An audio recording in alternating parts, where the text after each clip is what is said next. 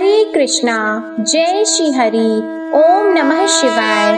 प्रिय भक्तजनों, आज बृहस्पतिवार के दिन आप बृहस्पति देव की बड़ी ही दुर्लभ कथा सुनेंगे। इस कथा को सुनने से भक्तों की सभी मनोकामनाएं भगवान बृहस्पति देव की कृपा से पूर्ण हो जाती हैं। तो आइए बड़ी ही श्रद्धा और प्रसन्न चित्त मन से इस कथा को सुनते हैं। भारतवर्ष में एक प्रतापी और दानी राजा राज्य करता था।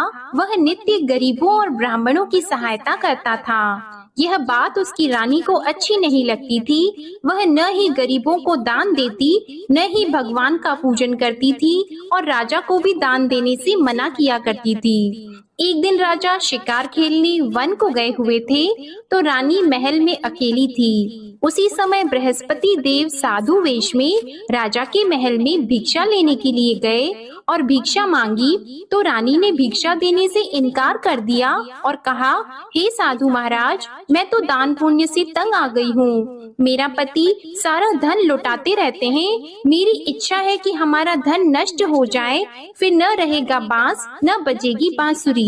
साधु ने कहा, देवी तुम तो बड़ी विचित्र हो। धन संतान तो सभी चाहते हैं, पुत्र और लक्ष्मी तो पापी के घर भी होने चाहिए। यदि तुम्हारे पास अधिक धन है तो भूखों को भोजन दो, प्यासों के लिए प्याऊ बनवाओ, मुसाफिरों के लिए धर्मशालाएं खुलवाओ।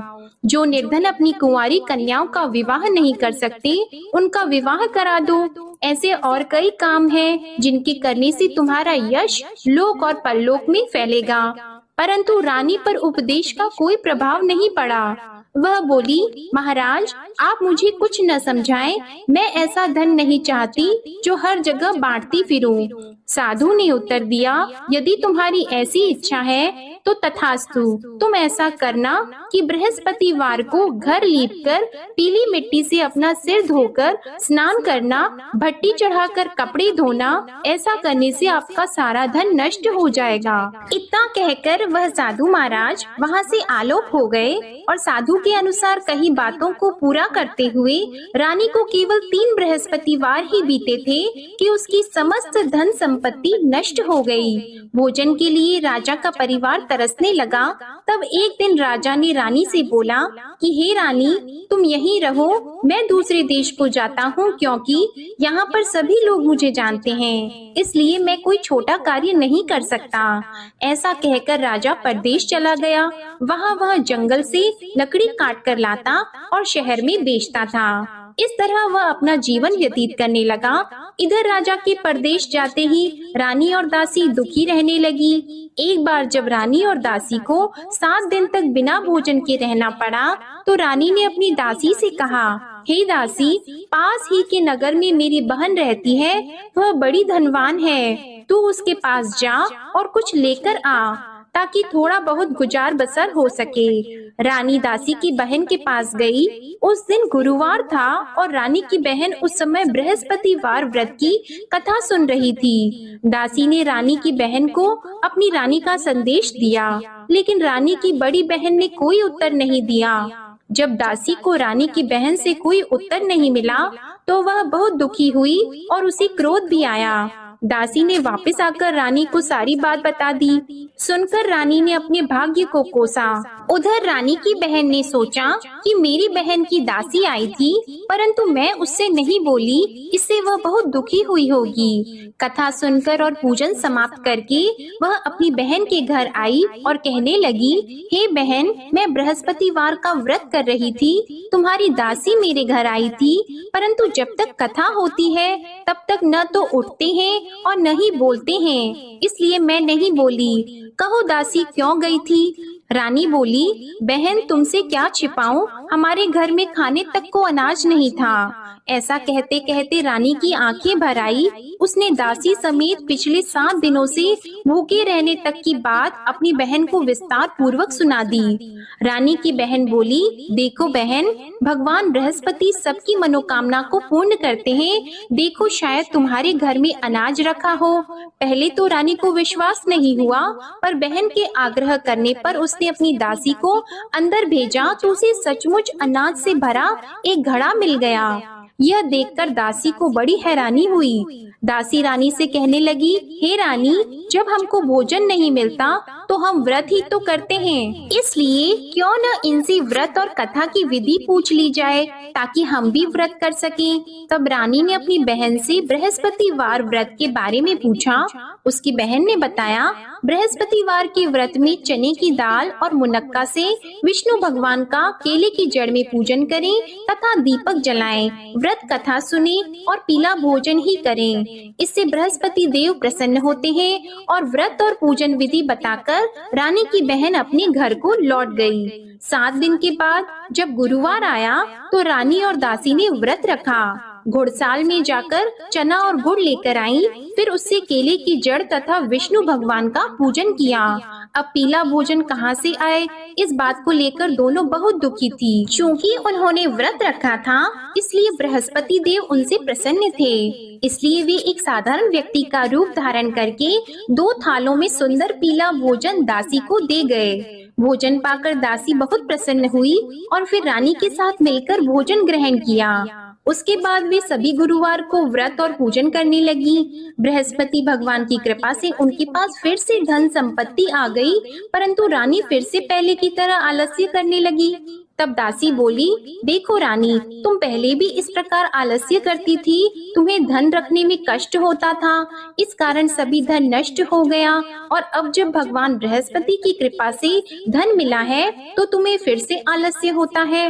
रानी को समझाते हुए दासी कहती है कि बड़ी मुसीबतों के बाद हमने यह धन पाया है, इसलिए हमें दान पुण्य करना चाहिए, भूखे मनुष्यों को भोजन कराना चाहिए और धन को शुभ कार्यों में खर्च करना चाहिए, जिससे तुम्हारे कुल का यश बढ़ेगा, स्वर्ग की प्राप्ति होगी और पितृ प्रसन्न होंगे।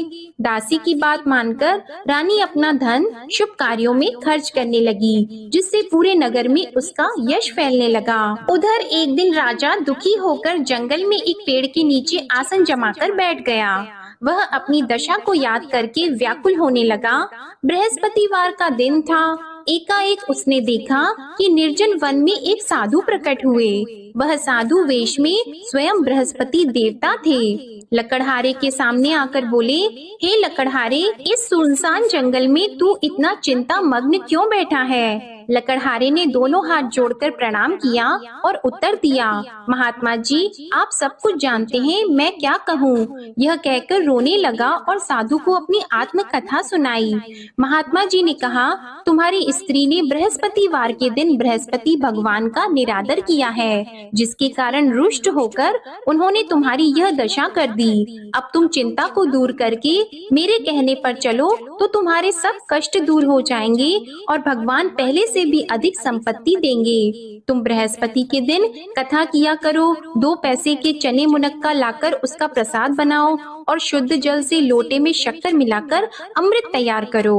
कथा के पश्चात अपने सारे परिवार और सुनने वाले प्रेमियों में अमृत व प्रसाद को बांटकर खुद भी ग्रहण करो। ऐसा करने से भगवान तुम्हारी सब मनोकामनाएं पूरी करेंगे। साधु के ऐसे वचन सुनकर लकड़हारा बोला, हे प्रभु, मुझे लकड़ी बेचकर इतना पैसा नहीं मिलता जिससे भोजन के उपरांत कुछ बचा सकूं। मैंने रात्रि में अपनी स्त्री को व्याकुल देखा है, मेरे पास कुछ भी नहीं जिससे मैं उसकी खबर मंगा सकूं। और फिर मैं बृहस्पति देव की क्या कहानी सुनूं? मुझको तो कुछ भी मालूम नहीं है। साधु ने कहा, हे लकड़हारी, तुम किसी बात की चिंता मत करो।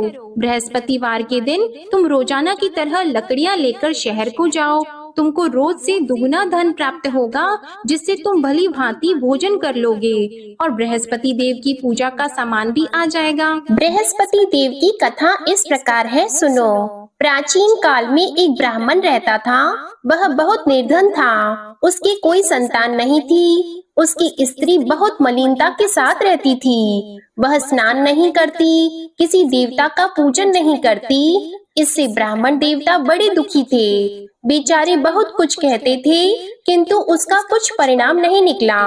भगवान की कृपा से ब्राह्मण की स्त्री के कन्या रूपी रत्न पैदा हुआ। कन्या बड़ी होने पर प्रातः स्नान करके विष्णु भगवान का जाप और बृहस्पतिवार का व्रत करने लगी। अपने पूजन पाठ को समाप्त करके विद्यालय जाती तो अपनी मुट्ठी में जौ भर के ले जाती और पाठशाला के मार्ग में डालती जाती। तब ये जौ स्वर्ण के हो जाते तो लौटते समय उनको बीन कर घर ले आती। एक दिन वह बालिका सूप में उस सोने के जौ को फटक कर साफ कर रही थी कि उसके पिता ने देख लिया और कहा, हे बेटी, सोने के जौ के लिए सोने का सूप होना चाहिए। दूसरे दिन बृहस्पतिवार था। इस कन्या ने व्रत रखा और बृहस्पति देव से प्रार्थना करके कहा, मैंने आपकी पूजा सच्चे मन से की है, तो मेरे लिए सोने का सूप दे दो। बृहस्पति देव ने उसकी प्रार्थना स्वीकार कर ली। रोजाना की तरह वह कन्या जौ फैलाती हुई जाने लगी। जब लौटकर जौ बीन रही थी तो बृहस्पति देव की कृपा से सोने का सूप मिला। उसे वह घर ले आई और उसमें जौ साफ करने लगी, परंतु उसकी माँ का वही ढंग रहा। एक दिन की बात है कि वह कन्या सोने के सूप में जौ साफ कर रही थी। उस समय उस शहर का राजपुत्र वहां से होकर निकला। इस कन्या के रूप और कार्य को देखकर मोहित हो गया और अपने घर आकर भोजन और जल त्याग कर उदास होकर लेट गया।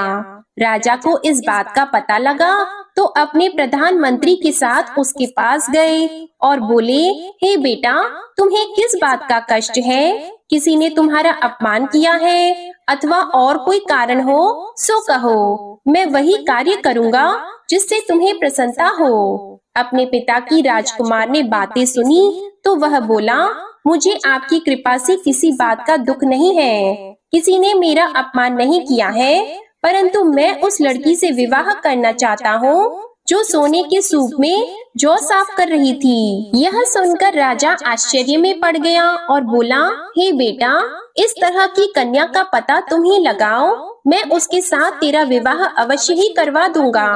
राजकुमार ने उस लड़की के घर का पता बताया। तब मंत्री उस लड़की के घर गए और ब्राह्मण देवता को सभी हाल बताया। ब्राह्मण देवता राजकुमार के साथ अपनी कन्या का विवाह करने के लिए तैयार हो गए तथा विधि विधान के अनुसार ब्राह्मण की कन्या का विवाह राजकुमार के साथ हो गया। कन्या के घर से जाते ही पहले की भांति उस ब्राह्मण देवता के घर में गरीबी का निवास हो गया। अब भोजन के लिए भी अन्न बड़ी मुश्किल से मिलता था। एक दिन दुखी होकर ब्राह्मण देवता अपनी पुत्री के पास गए। बेटी ने पिता की दुखी अवस्था को देखा और अपनी माँ का हाल पूछा। तब ब्राह्मण ने भी सभी हाल कहा। कन्या ने बहुत सा धन देकर अपने पिता को विदा कर दिया। इस तरह ब्राह्मण का कुछ समय सुखपूर्वक व्यतीत हुआ। कुछ दिन के बाद फिर वही हाल हो गया। ब्राह्मण फिर अपनी कन्या के यहाँ गया और सारा हाल कहा तो लड़की बोली, हे पिताजी, आप माताजी को यहाँ ले आओ, मैं उन्हें विधि बता दूंगी जिससे उनकी गरीबी दूर हो जाए। वह ब्राह्मण देवता अपनी स्त्री को साथ लेकर पहुँचे तो अपनी माँ को समझाने लगी कि हे माँ, तुम प्रातः काल प्रथम स्नान आदि करके विष्णु भगवान का पूजन करो तो सब दरिद्रता दूर हो जाएगी। परंतु उसकी माँ ने एक भी बात नहीं मानी और प्रातः काल उठकर अपनी पुत्री के बच्चों की जूठन को खा लिया। इससे उसकी पुत्री को भी बहुत गुस्सा आया। उसने एक रात को एक कोठरी से सारा सामान निकाल दिया और अपनी माँ को उसमें बंद कर दिया। प्रातः उसमें से उसे निकाला तो स्नान आदि करा के पूजा पाठ करवाया तो उसकी माँ की बुद्धि ठीक हो गई। इसके बाद वह नियम से पूजा पाठ करती और प्रत्येक बृहस्पतिवार को व्रत रखने लगी। इस व्रत के प्रभाव से उसकी माता और पिता बहुत ही धनवान और पुत्रवान हो गए और बृहस्पति देवता के प्रभाव से इस लोक के सुख को भोगकर अंत में स्वर्ग को प्राप्त हुए। इस तरह कहानी कहकर साधु देवता वहाँ से अंतर्ध्यान हो गए। धीरे धीरे समय व्यतीत होने पर फिर वही बृहस्पतिवार का दिन आया। लकड़हारा जंगल से लकड़ी काटकर किसी शहर में बेचने गया। उसे उस दिन और दिन से अधिक पैसा मिला। राजा ने चना गुड़ आदि लाकर गुरुवार का व्रत किया। उस दिन से उसके सभी क्लेश दूर हो गए।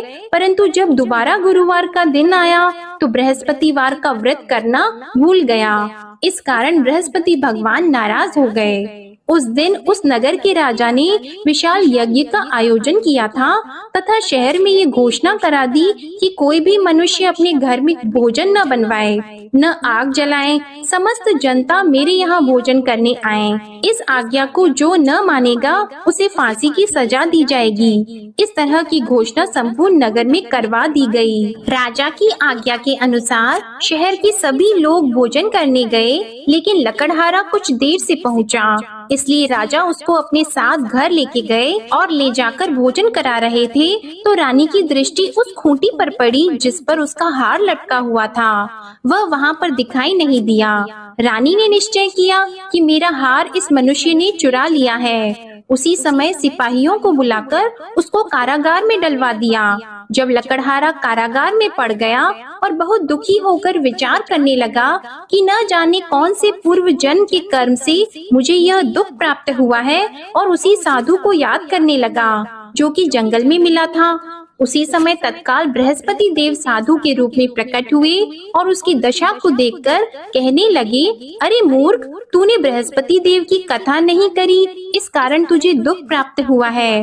अब चिंता मत कर, बृहस्पतिवार के दिन कारागार के दरवाजे पर 4 पैसे पड़े मिलेंगे, उनसे तू बृहस्पति देव की पूजा करना, तेरे सभी कष्ट दूर हो जाएंगे। बृहस्पतिवार के दिन उसे 4 पैसे मिले। लकड़हारे ने कथा कही। उसी रात्रि को बृहस्पति देव ने उस नगर के राजा को स्वप्न में कहा, हे राजा, तुमने जिस आदमी को कारागार में बंद कर दिया है वह निर्दोष है, वह राजा है, उसे छोड़ देना। रानी का हार उसी खूंटी पर लटका है, अगर तू ऐसा नहीं करेगा तो मैं तेरे राज्य को नष्ट कर दूंगा। इस तरह रात्रि के स्वप्न को देखकर राजा प्रातः काल उठा और खूंटी पर हार देखकर लकड़हारे को बुलाकर क्षमा मांगी और लकड़हारे को योग्य सुंदर वस्त्र आभूषण देकर विदा कर दिया।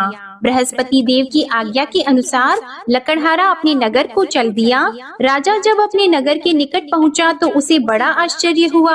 नगर में पहले से अधिक बाग, तालाब, कुएं तथा बहुत सी धर्मशाला, मंदिर आदि बन गई हैं। राजा ने पूछा, यह किसका बाग और धर्मशाला है? तब नगर के सब लोग कहने लगे, यह सब रानी और बंदी के हैं। तो राजा को आश्चर्य हुआ और गुस्सा भी आया। जब रानी ने यह खबर सुनी कि राजा आ रहे हैं तो उन्होंने दासी से कहा, हे दासी, देख राजा हमको कितनी बुरी हालत में छोड़ गए थे, हमारी ऐसी हालत देखकर वह लौट न जाएं, इसलिए तू दरवाजे पर खड़ी हो जा। आज्ञा के अनुसार दासी दरवाजे पर खड़ी हो गई। राजा आए तो उन्हें अपने साथ लेकर आई। तब राजा ने क्रोध करके अपनी रानी से पूछा कि यह धन तुम्हें कैसे प्राप्त हुआ है? तब उन्होंने कहा, हमें यह सब धन बृहस्पति देव के इस व्रत के प्रभाव से प्राप्त हुआ है। राजा ने निश्चय किया कि 7 रोज बाद तो सभी बृहस्पति देव का पूजन करते हैं, परंतु मैं प्रतिदिन दिन में 3 बार कहानी और रोज व्रत किया करूंगा। अब हर समय राजा के दुपट्टे में चने की दाल बंधी रहती और दिन में 3 बार कहानी कहते। एक रोज राजा ने विचार किया कि चलो अपनी बहन के यहाँ हो आवे। इस तरह निश्चय करके राजा घोड़े पर सवार होकर अपनी बहन के यहाँ को चलने लगा। मार्ग में उसने देखा कि कुछ आदमी एक मुर्दे को लिए जा रहे हैं। उन्हें रोककर राजा कहने लगा, अरे भाइयों, मेरी बृहस्पति देव की कथा सुन लो। वे बोले, लो हमारा तो आदमी मर गया है, इसको अपनी कथा की पड़ी है। परंतु कुछ आदमी बोले, अच्छा कहो, हम तुम्हारी कथा भी सुनेंगे। राजा ने दाल निकाली और जब कथा आधी हुई थी कि मुर्दा हिलने लग गया, और जब कथा समाप्त हो गई तो राम राम करके मनुष्य उठकर खड़ा हो गया। आगे मार्ग में उसे एक किसान खेत में हल चलाता मिला तो राजा ने उसे देखकर बोला, अरे भैया, तुम मेरी बृहस्पतिवार की कथा सुन लो। किसान बोला, जब तक मैं तेरी कथा सुनूंगा तब तक 4 हरैया जोत लूंगा, जा अपनी कथा किसी और को सुनाना। इस तरह राजा आगे चलने लगा। राजा के हटते ही बैल पछाड़ खाकर गिर गए और किसान के पेट में बड़ी जोर का दर्द होने लगा। उस समय उसकी माँ रोटी लेकर आई और उसने जब यह देखा तो अपने पुत्र से सब हाल पूछा और बेटे ने सभी हाल कह दिया। तो बुढ़िया दौड़ी दौड़ी उस घुड़सवार के पास गई और उससे बोली कि मैं तेरी कथा सुनूंगी, तू अपनी कथा मेरे खेत पर चलकर ही कहना। राजा ने बुढ़िया के खेत पर जाकर कथा कही, जिसके सुनते ही वह बैल उठकर खड़े हुए तथा किसान के पेट का दर्द भी बंद हो गया। राजा अपनी बहन के घर पहुंचा। बहन ने भाई की खूब मेहमानी की। दूसरे रोज प्रातः काल राजा जगा तो वह देखने लगा कि सब लोग भोजन कर रहे हैं। राजा ने अपनी बहन से कहा, ऐसा कोई मनुष्य है जिसने भोजन नहीं किया हो? मेरे बृहस्पतिवार की कथा सुन ले। बहन बोली, हे भैया, यह देश ऐसा है कि पहले यहाँ लोग भोजन करते हैं, बाद में अन्य काम करते हैं। अगर कोई पड़ोस में हो तो देख आऊं। वह ऐसा कहकर देखने चली गई, परंतु उसे कोई ऐसा व्यक्ति नहीं मिला जिसने भोजन न किया हो। अतः वह एक कुम्हार के घर गई, जिसका लड़का बीमार था। उसे मालूम हुआ कि उनके यहाँ 3 रोज से किसी ने भोजन नहीं किया है। रानी ने अपने भाई की कथा सुनने के लिए कुम्हार से कहा। वह तैयार हो गया। राजा ने जाकर बृहस्पतिवार की कथा कही, जिसको सुनकर उसका लड़का ठीक हो गया। अब तो राजा की प्रशंसा होने लगी। एक रोज राजा ने अपनी बहन से कहा कि हे बहन, हम अपने घर को जाएंगे, तुम भी तैयार हो जाओ। राजा की बहन ने अपनी सास से कहा तो सास ने कहा, हाँ चली जा, परंतु अपने लड़कों को मत ले जाना, क्योंकि तेरे भाई की कोई औलाद नहीं है। बहन ने अपने भैया से कहा, हे भैया, मैं तो चलूंगी पर कोई बालक नहीं चलेगा। तो राजा बोला, जब कोई बालक नहीं चलेगा तब तुम ही क्या करोगी? बड़े दुखी मन से राजा अपने नगर को लौट आया। राजा ने अपनी रानी से कहा, हम निर्वंशी हैं, हमारा मुंह देखने का धर्म नहीं है और कुछ भोजन आदि नहीं किया है। रानी बोली, हे प्रभु, बृहस्पति देव ने हमें सब कुछ दिया है, वह हमें औलाद अवश्य देंगे। उसी रात को बृहस्पति देव ने राजा से स्वप्न में कहा, हे राजा उठो, सभी सोच त्याग दो, तेरी रानी गर्भ से है। राजा को यह बात सुनकर बड़ी खुशी हुई। 9वें महीने में उसके गर्भ से एक सुंदर पुत्र पैदा हुआ। तब राजा बोला, हे रानी, स्त्री बिना भोजन के रह सकती है, पर बिना कहे नहीं रह सकती। जब मेरी बहन आएगी तुम उससे कुछ मत कहना। रानी ने सुनकर हाँ कर दिया। जब राजा की बहन ने यह शुभ समाचार सुना तो वह बहुत खुश हुई और बधाई लेकर अपने भाई के यहाँ आई। तभी रानी ने कहा, घोड़ा चढ़कर तो नहीं आई है, गधा चढ़कर आई है।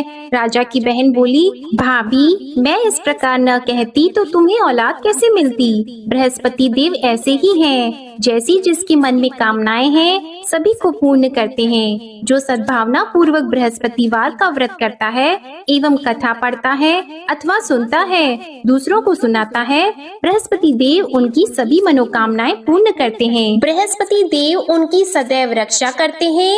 जो संसार में सद्भावना और सच्चे हृदय से बृहस्पति देव का पूजन करते हैं, उनकी सभी मनोकामनाएं उसी प्रकार पूर्ण होती हैं, जैसे राजा और रानी ने बृहस्पति देव की कथा का गुणगान किया। उनकी सभी इच्छाएं बृहस्पति देव ने पूर्ण की। मनुष्य को हृदय से उनका मनन करते हुए जयकारा करना चाहिए। तो प्रेम से बोलिए, बृहस्पति देव की जय, विष्णु भगवान की जय, समस्त देवी देवताओं की जय। अब आप भगवान बृहस्पति देव की आरती श्रवण कीजिए। ओम जय बृहस्पति देवा, ओम जय बृहस्पति देवा, छिन्न छिन्न भोग लगाओ, कदली फल मेवा। ओम जय बृहस्पति देवा, तुम पूर्ण परमात्मा, तुम अंतर्यामी, जगत पिता जगदीश्वर, तुम सबके स्वामी। ओम जय बृहस्पति देवा, चरणामृत निज निर्मल, सब पातक हरता, सकल मनोरथ दायक, कृपा करो भरता।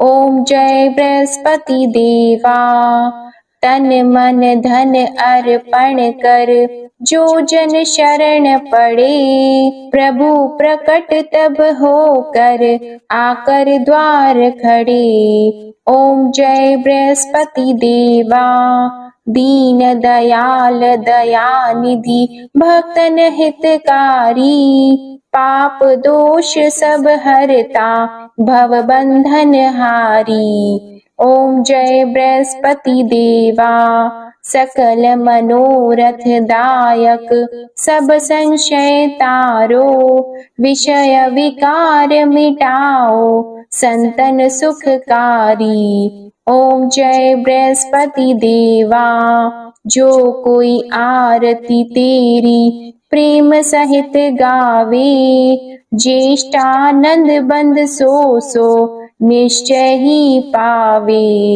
ओम जय बृहस्पति देवा, ओम जय बृहस्पति देवा। प्रेम से बोलिए भगवान बृहस्पति देव की जय। बोलिए भगवान श्री लक्ष्मी नारायण जी की जय। आपको आज की कथा पसंद आए, आरती पसंद आए तो वीडियो को लाइक कीजिएगा, शेयर कीजिएगा, कमेंट में भगवान बृहस्पति देव जी की जय लिखिएगा और चैनल को भी सब्सक्राइब करिएगा। इसी के साथ आप हमारे चैनल पर सावन मास महात्म्य की कथाएं और शिव महापुराण की कथाएं भी नियम से जरूर सुनिएगा। प्रेम से बोलिए भगवान बृहस्पति देव की जय।